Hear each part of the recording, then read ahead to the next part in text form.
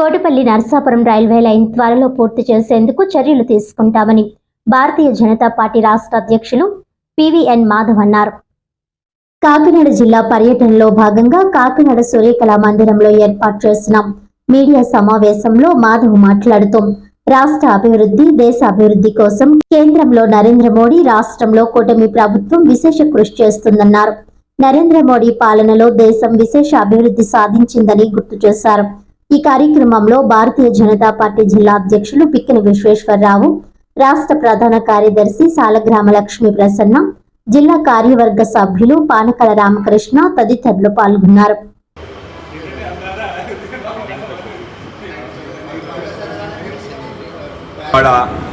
Bharatiya Janata party రాష్ట్ర అధ్యక్షుడిగా బాధ్యత స్వీకరించిన తర్వాత మొదటిసారి కాకినాడ జిల్లా రావడం జరిగింది. కొత్తగా ఏర్పడిన ఈ జిల్లా అనేక రకాల ఆశలతో, అనేక రకాల ఆకాంక్షలతో ఈ జిల్లా యొక్క ప్రారంభం కావడం జరిగింది. అటువంటి యొక్క జిల్లాని సర్వతోముఖ అభివృద్ధి చేసే విధంగా కూటమి ప్రభుత్వం చేస్తుందని తెలియజేస్తున్నాం. ఇవాళ ఈ సారథ్యం అని చెప్పి పేరుతో మీ యొక్క పర్యటన, ఇది 19వ జిల్లా. ఆ విధంగా అన్ని చోట్ల కూడా విపరీతమైన స్పందన వచ్చింది. అన్ని మా యొక్క కార్యకర్తలతో పాటు ప్రజలు కూడా పెద్ద ఎత్తున స్వాగతం పలకడం జరిగింది. అనేక చోట్ల అనేక మంది కలవటం, ఆ విధంగా ఆదరణ చూపించడం జరిగింది. ఈ సారథ్య పర్యటన ఏదైతుందో చాలా పూర్తి విజయవంతంగా కొనసాగుతుంది. అలాగే కొనసాగడంతో పాటు అనేక రకాల వర్గాలను కూడా కలిసే ఒక అవకాశం, అలాగే అనేక రకాల విషయాలు తెలుసుకునే ఒక గొప్ప సందర్భాన్ని నేను భావిస్తున్నాను. ఆ విధంగా రాష్ట్ర వ్యాప్తంగా ఉండే అనేక సమస్యలను తప్పనిసరిగా వాటన్నింటినీ కూడా ఒక పద్ధతిలో నివారించి ముందుకు తీసుకెళ్లే ప్రయత్నం తప్పనిసరిగా చేస్తానని తెలియజేస్తున్నాను. అలాగే నిన్ననే ఒక గొప్ప ప్రకటన మన మంత్రి లోకేష్ బాబు గారు చేయడం జరిగింది. ముఖ్యంగా వినాయక చవితి సందర్భంగా ఏదైతే వినాయక చవితి పండాల్స్కి కరెంటు, అలాగే ఇతర విషయాలపైన చాలా ఇబ్బంది పెడుతూ గత ప్రభుత్వం అయితే విపరీతంగా ఒక్కొక్కరి మీద జరిమానా విధించింది అనే విధంగా అన్ని పండాలపైన వాళ్ళు విపరీతమైన ట్యాక్స్లు విధించడం, అనేక రకాల పోలీస్ ఆంక్షలు పెట్టడం, అలాగే ప్రతిరోజు కూడా తీసేయండి అని చెప్పి వాళ్ళ మీద దౌర్జన్యం చేయడం, ఒకటి మున్సిపల్ కార్పొరేషన్ కానీ పోలీస్ కానీ ఆ విధంగా ఉండే వ్యవస్థను దూరం చేసే విధంగా మేము రాష్ట్ర స్థాయిలో గణేష్ ఉత్సవ సమితి ఏర్పాటు చేయడం జరిగింది. వాళ్ళు అనేక డిమాండ్స్ పెట్టడం జరిగింది. లోకేష్ గారు అలాగే ముఖ్యమంత్రి గారు ఇద్దరు కూడా అనుకూలంగా స్పందించడం జరిగింది. నిన్న ప్రకటన అయింది. అన్ని పండాల్స్కి ఉచిత కరెంట్ ఇవ్వాలని చెప్పి ప్రభుత్వం నిర్ణయించడం ఒక మంచి పరిణామం. దాంతోపాటు సింగిల్ విండోలు అన్ని క్లియరెన్స్ ఉంటాయి. ఆ విధంగా ఎటువంటి ఆంక్షలు లేకుండా ఈసారి గణేష్ ఉత్సవాలు చేసే విధంగా ప్రభుత్వం తీసుకునే చర్యకి నేను స్వాగతం పలుకుతూ హర్షం వ్యక్తం చేస్తున్నాను. ఆ విధంగా ముఖ్యమంత్రి గారికి, అలాగే డిప్యూటీ ముఖ్యమంత్రి పవన్ కళ్యాణ్ గారికి, అలాగే లోకేష్ గారికి ఈ సందర్భంగా ధన్యవాదాలు తెలియజేస్తున్నాను. కేవలం గణేష్ ఉత్సవాలే కాకుండా రాబో నవరాత్రులు ఏవైతే దుర్గా నవరాత్రులు ఉన్నాయో వాటికి కూడా ప్రజలు, ముఖ్యంగా హిందువులు అందరూ కూడా పెద్ద ఎత్తున పండగ చేసుకుంటారు. అది పేద మధ్యతరగతి వాళ్ళు ఎక్కువ చేసుకుంటున్నారు.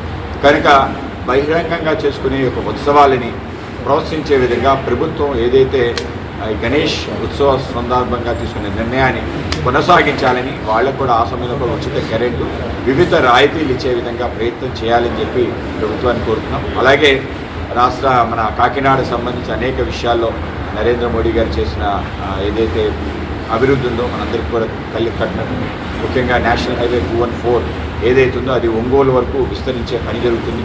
కత్తిపూడి నుంచి కాకినాడ వరకు యొక్క డిస్టెన్స్ ఏదైతుందో 38 కిలోమీటర్లు ఎంత అద్భుతంగా యొక్క రోడ్డు నిర్మాణం ఉందో ఆ రోడ్డు కొనసాగింపుగా అటు అమలాపురం మీదుగా అటు బాపట్ల, తెనాలి ఇవన్నీ మీదుగా ఒంగోలు చేరే విధంగా ఈ రహదారి తయారైనట్టు మన ప్రాంతం యొక్క భౌగోళిక స్వరూపమే మారబోతుంది.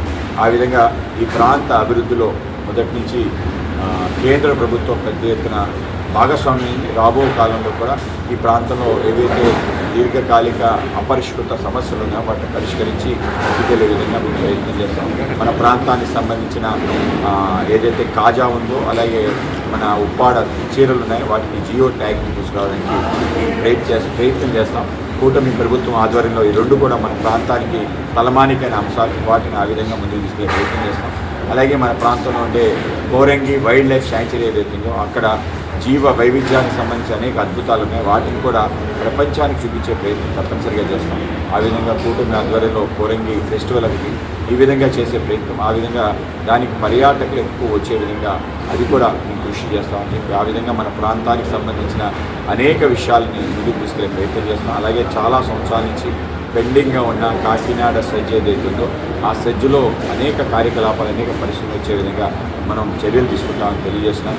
మొన్న కేంద్ర ప్రభుత్వం ఆంధ్రప్రదేశ్కి సెమీ కండక్టర్స్ యొక్క యూనిట్ శాంక్షన్ చేయడం జరిగింది. సౌత్ కొరియా సంబంధించిన కంపెనీ మన ప్రాంతంలో పెట్టుబడులు పెట్టడానికి వచ్చింది. ఇది తొలి అడుగు మాత్రమే. రాబో కాలంలో మరిన్ని సెమీ కండక్టర్ చిప్ మ్యానుఫ్యాక్చరింగ్ కంపెనీలు మన ప్రాంతానికి రాబోతున్నాయి. అవి మన ప్రాంతానికి వచ్చే విధంగా కూడా మనం కృషి చేస్తాం. ఆ విధంగా అనేక రకాల డబల్ ఇంజిన్ సర్కార్ ఉంటే ఏం జరుగుతుందో ప్రజలకు చూపించాం. గత సంవత్సరంలో మన ఆంధ్రప్రదేశ్కి 10 లక్షల కోట్ల రూపాయలు పెట్టుబడులు వచ్చాయనే విషయం మీ అందరికీ తెలియజేయడానికి నేను గర్విస్తున్నాను. ఒక సంవత్సరంలోనే నీ పెట్టుబడులు రావటం అవన్నీ కూడా రియలైజ్ అవ్వడానికి 1.5 సంవత్సరాలు పడుతుంది. ఆ విధంగా మనకి పెద్ద ఎత్తున ఇన్వెస్ట్మెంట్స్ వచ్చాయి. అలాగే మన ప్రాంతానికి సంబంధించిన పోలవరం త్వరితగతిన పూర్తవుతుంది. మీ అందరూ కూడా ప్రత్యక్షం చూడొచ్చు. శరవేగంగా పనులు కొనసాగుతున్నాయి. త్వరలో పోలవరం పూర్తి స్థాయిలో పూర్తయి 1.5 సంవత్సరాల తర్వాత జాతికి అంకితం చేసే విధంగా ప్రయత్నం జరుగుతుంది. ఆ విధంగా 2027 కల్లా పూర్తి చేయాలనే లక్ష్యంతో మన గౌరవ ముఖ్యమంత్రి గారు ప్రయత్నం చేస్తున్నాం. కేంద్రం ఆ విధంగా సాయం చేస్తుంది. ఇప్పటికే 12,000 కోట్ల రూపాయలు ఇవ్వటం జరిగింది. లెఫ్ట్ కెనాల్ పనులు ఏవైతే విశాఖ ఉత్తరాంధ్రకు సంబంధించిన ఉత్తరాంధ్ర సుజల స్రవంతిని ఇంకా మార్గం సుగమం చేసే విధంగా అది కూడా నిర్మాణం అవుతుంది. ఆ విధంగా పెద్ద ఎత్తున ఇరిగేషన్ ప్రాజెక్ట్స్ కూడా ముందుకెళ్తుంది. ఆ విధంగా మేము కూడా ప్రయత్నం చేస్తాం. వాళ్ళ కాకినాడ ఏదైతే సారథ్యం పర్యటనలో చాలా అద్భుతంగా జరిగింది.